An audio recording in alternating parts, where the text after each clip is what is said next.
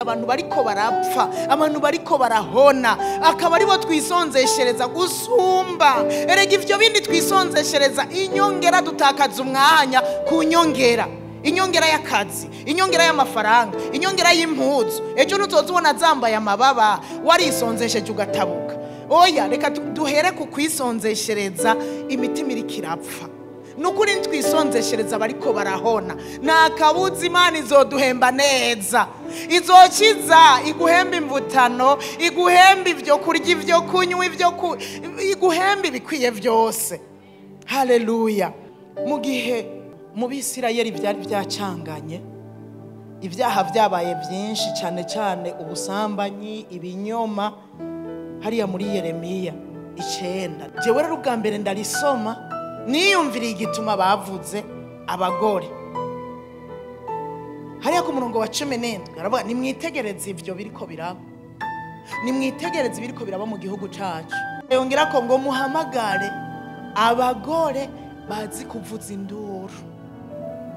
Utume ku bagore babizi cyane kugira ngo baze banyaruke batangure kuborogera ivyacu, kugira ngo amaso yacu acunduguta amosozi, amazi yisuke ava mu bigohe vyacu.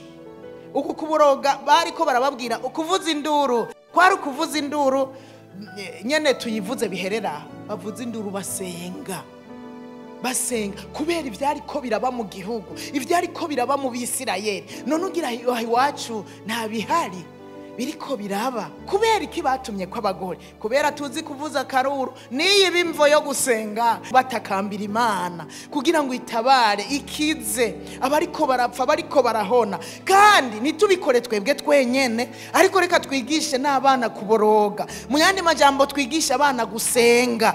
Abakobwa bacu nitubareke tubigishe gusenga. Hanyuma n'abejo bazoba abagore bahamagarirwa gusenga, barabimenyereye, barabitojwe, barabimenyereye.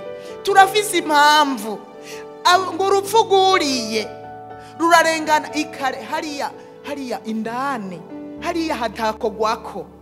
Hanyuma guriye ngo ruraririka. Abana bari hanze, abana bari baruzu, abana bari hanze no kuvuga abari hanze y'inzu y'Imana barahari, dukwiye kuririra. Barahari babirimwo batabirimwo. Ndakunda kuvuga ababaye ivyangazi bari mu nzu y'Imana, hari abangarira mu nzu y'Imana bahari badahari.